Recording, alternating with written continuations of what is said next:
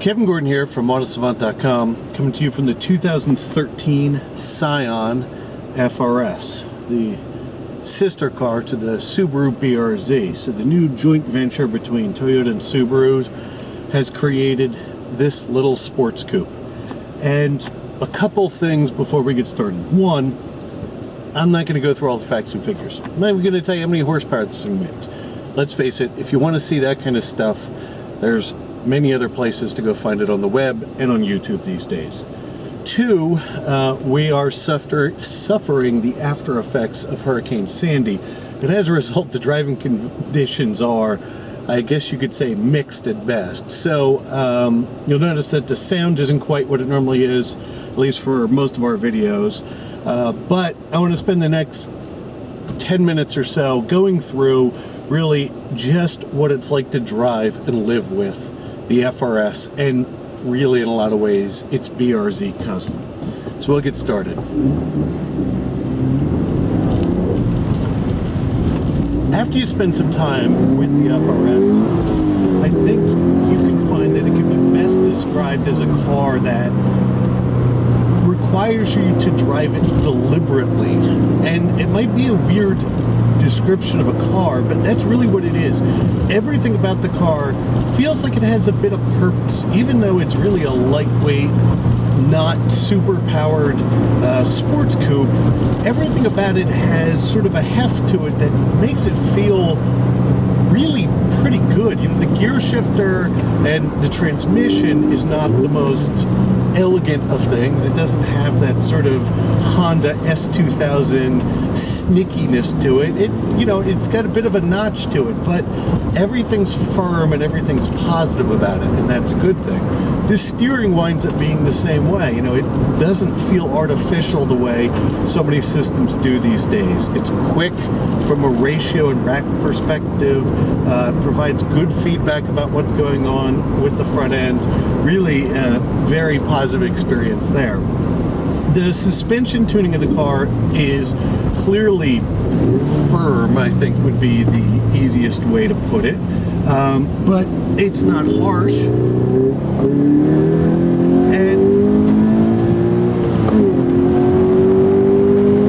the ride isn't punishing, as you live with the car. I think they can get away with that because the chassis is pretty stiff and the actual car is not all that heavy, so it doesn't wind up really beating on you on a daily basis. The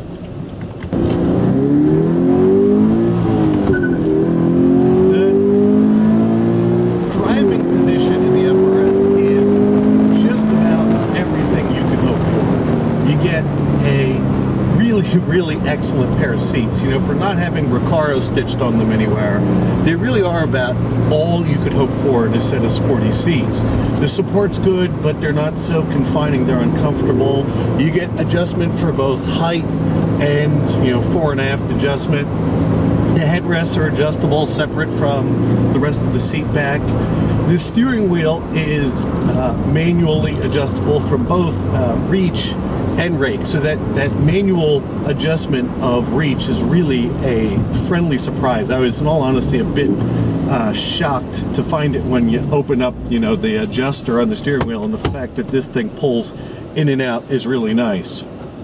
It makes it so that you get into really about the ideal driving position. The pedal box works so that you can see heel towing works just fine for spirited driving, and it doesn't seem to have any issues with brake and throttle overlap. It'll do both at the same time, despite some of the concerns of some of the rules coming up. The gauges are clear, legible. They really do work just like you'd want them to, and you even get a shift light and indicator about what is going on with the engine RPM. Wow. So we've still got a bunch of emergency vehicle stuff going on around the area as rescuers go to deal with fallen trees and power outages. But again, the gauges wind up being really clear. You get a big white face tack with black letters during the day that turns into a light white with white letters at night, and a big LCD speedo display, which works perfectly. On the left, it's got an analog speedometer, which really is kind of pointless in some ways, because the digital one does a really nice job of letting you know what speed you're going, and at a glance can give you all the information you need.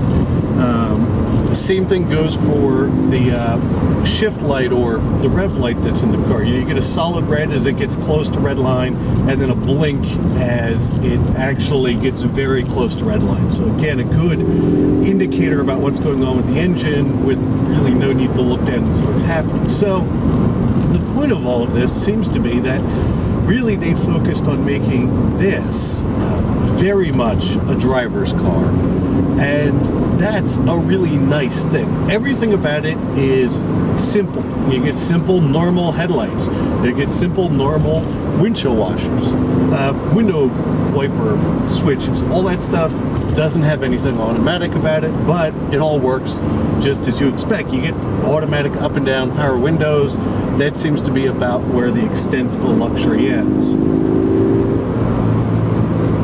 Also keeping with the motto of simplicity, the traction control and stability control system is basically two settings. You get this VSC Sport button down in the center console, which turns traction control off, but limits sideways slip.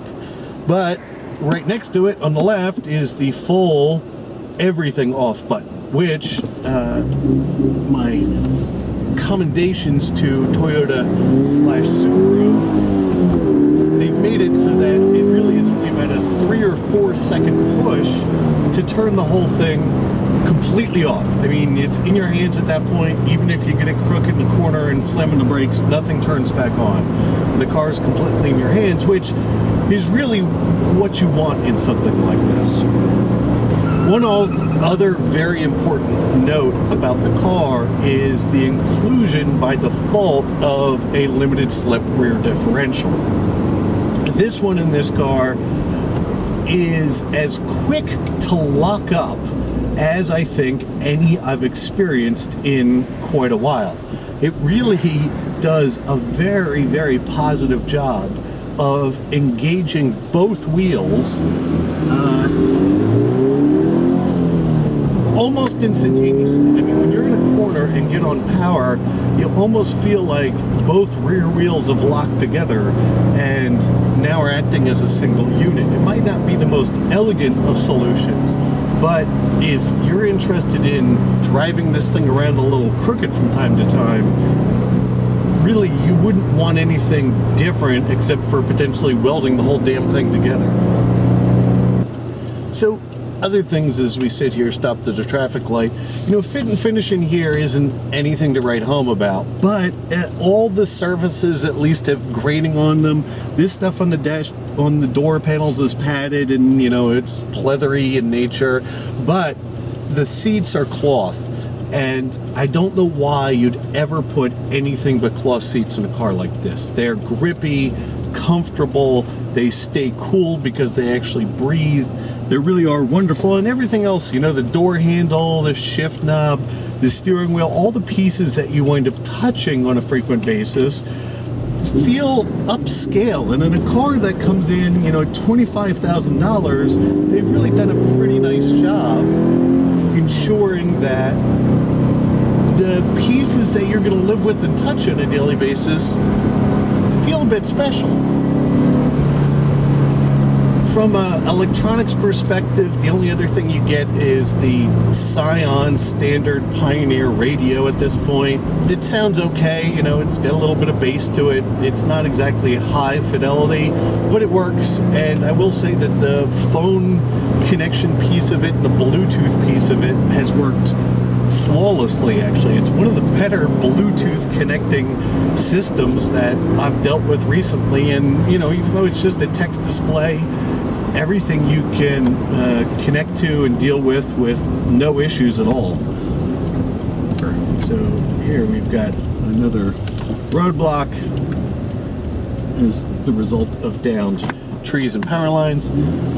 but you know, it's fair to say that this car could use a bit more power, but you know, in damp conditions like they are today, it's got plenty of power to be a fun and engaging little car to drive. It's true on dry, sticky surfaces. You really do have to be abusive to it to get it to do, you know, all the fun things that you'll see in commercials, right? If you want to tail out on a dry, sticky road, you really, really have to provoke it. But in a damp set of conditions, it will happily swing out the rear end at will, and it may be one of the most, if not, you know, it's right up there in the top cars of cars that you can feel comfortable braking adhesion on the rear tires and not be severely concerned that you're going to wind up backwards in a ditch somewhere.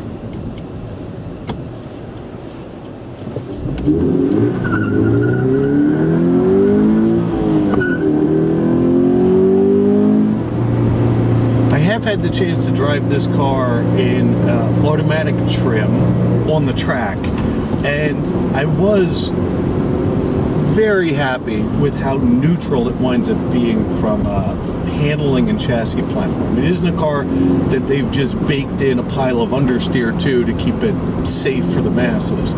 It's about as neutral as you're going to find. And, you know, what you talk about is you're going to find, I think the thing in my eyes that I compare this car to is really only the Mazda Miata. I think it's the only car from a dynamics perspective that you can think about in the same league as this. Sure, people might want to compare it to the Hyundai Genesis or even like a V6 Mustang, but they really are different cars because this still winds up being a lighter weight roadster, coupe, whatever you'd like to call it, than those types of cars, the more pony cars that are out in the market these days.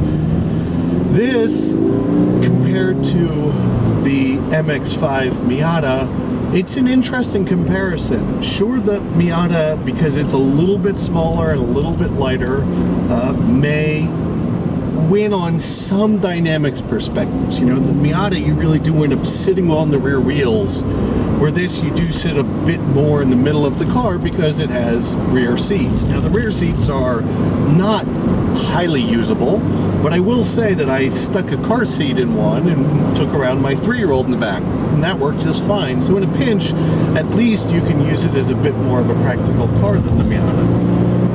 Sure, it's not a convertible, but as a result, you get a little extra structural rigidity in here. So it's, I think, a matter of personal preference between the two cars. Still, to me, this car feels, as strange as it might sound, a little bit more like a sports car as a result of that deliberateness, or whatever that word may be, if it is one, about all the switch gear and the steering and the transmission. You know, it just feels a little bit heavier in touch, and as a result, I guess it just feels a little bit more masculine than the MX-5 might. No matter what you may think or feel or know about the Scion FR-S, there's one extreme positive about it, and it's the fact that mainstream manufacturers are back in the game of building simpler, front-engined, rear-wheel drive sports coupes again. They're really, and reasonably inexpensive ones. Again, this car, whatever it is, $25,000, is not a ton of money in today's market, and it's back to being a little driving-focused car, which is just the greatest thing you could hope for as an automotive enthusiast. I can say that it's a really, really solid driver's car. It's something to be happy about that it's in the marketplace, whether it's your cup of tea or not, I suppose. But as I have to give it back to Scion, I can easily state that it'll be one of the cars that I really miss not driving anymore. It's a special little thing, and really I would highly recommend it if you're interested in having a smaller sporty car. So as usual, Kevin Gordon from AutoSavant.com. I look forward to talking to you guys soon.